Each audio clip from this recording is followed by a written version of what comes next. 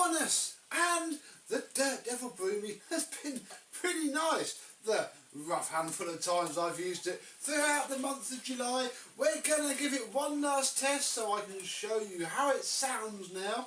We'll give it a farewell go.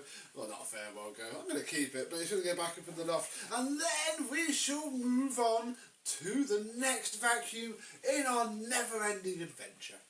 Let's have a look.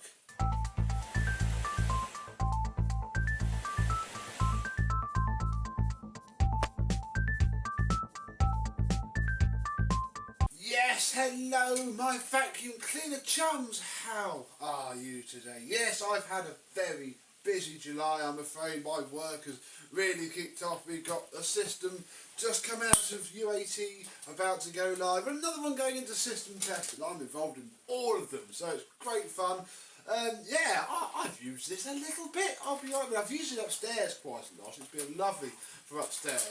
And downstairs, it's okay on the rug, you know. I've used it on the rug. I think I've flipped it around the laminate twice. It's not really meant for that, though. It's just a nice little vacuum cleaner for carpets.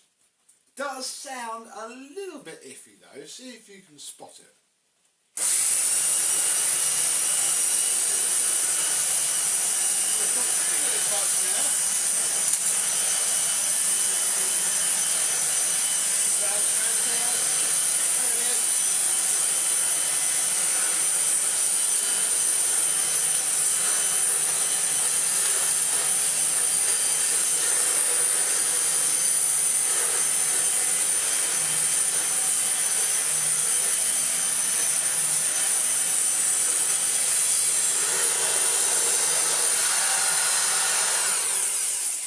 There's just the unmistakable sound of something moving and catching on something else. Bless it, it gets worse as you use it, but never gets too bad. And once it gets a chomp on the carpet, it really goes for it. It's very nice, actually, indeed. Right, let us remove the bag, and it is not full of filth because we have our Miele U bag in, and it's not that full really.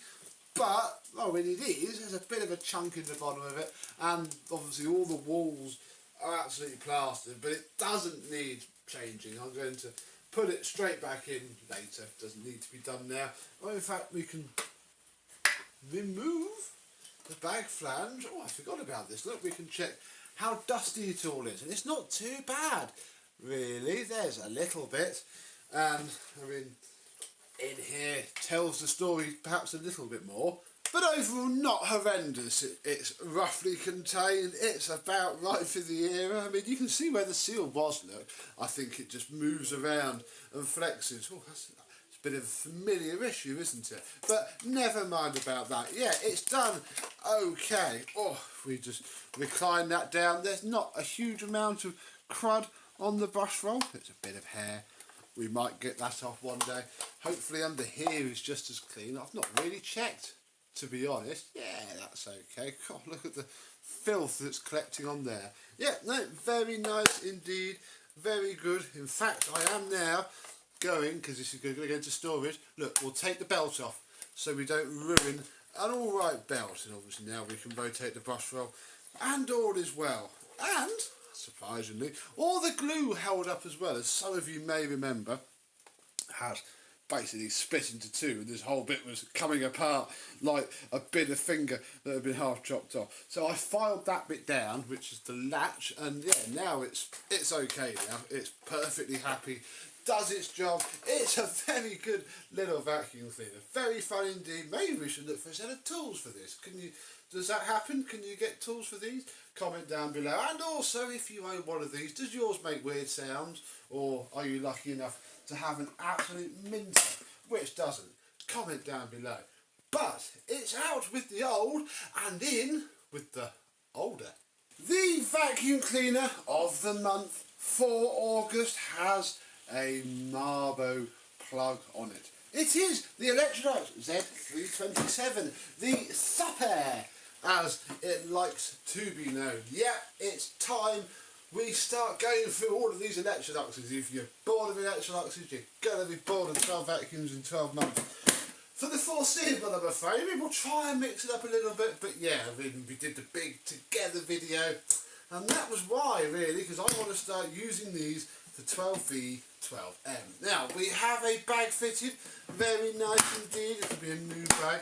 We'll pop the clips on, put the hose in, which again isn't original, but I guess, do we start bodging proper toolkits together? Yeah, do we borrow a proper Electrolux hose from something else for this? Comment down below and let me know. I only say that because I haven't got its wands down. It came with a really heavy metal wand, which, although very wandy and very handy, is a bit heavy. So I fetched these down, which, as you know, are my spares for machines that don't have wands at all, the brand new set. And then this, which is also a spare, which is a single piece set, and it's all going to depend really on which feels nicer to use in terms of this handle and the height. And all actually immediately, that's quite nice there. If I just tip you up a little bit, yeah, that's very nice. Let's try these. I mean, it will help that this is a bit shorter than the Electrolux one. Oh, blimey, that's, I don't know. It's taller, but it's a bit too tall, really. I'm just not a fan of machines quite that tall. So yeah, we'll pop those ones back. We'll use these ones for, well, this wonder for this month. Oh, blimey, the rain is coming down. Oh, that was sellotape. And I think we'll plug it in and give it a go. Here we go then. I remember this being incredibly pleasant to use with quite a lot of airflow. So hopefully it's going to be a fair bit different than the Dirty Devil, bless its little asthmatic heart. Yeah, under the brushes now. Oh yes, that's alright. This small head is fairly inoffensive. Yeah, it picks up the bits, unlike the Dirt Devil, which spat them around. I think we're on the lowest power. Oh, yeah. Oh, so that's too much. This thing has a lot of airflow.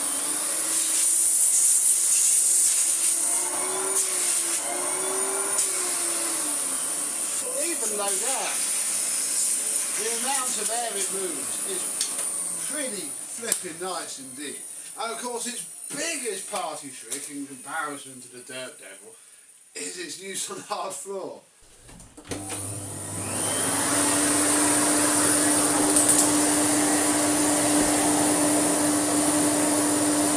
How thick and strong it is.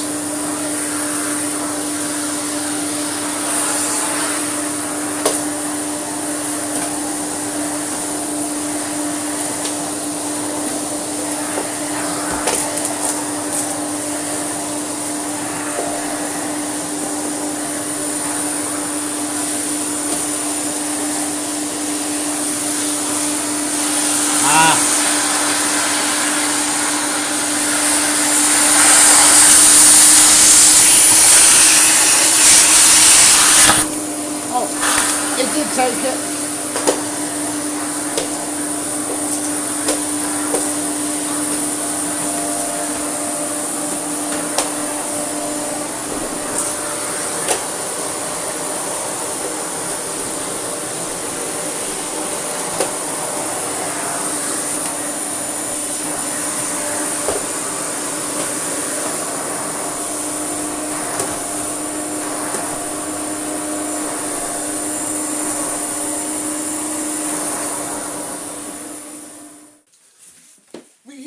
Get the relative luxury of inbuilt small tools. Is this going to be any good? I think it might be. So we can now clean above the floor.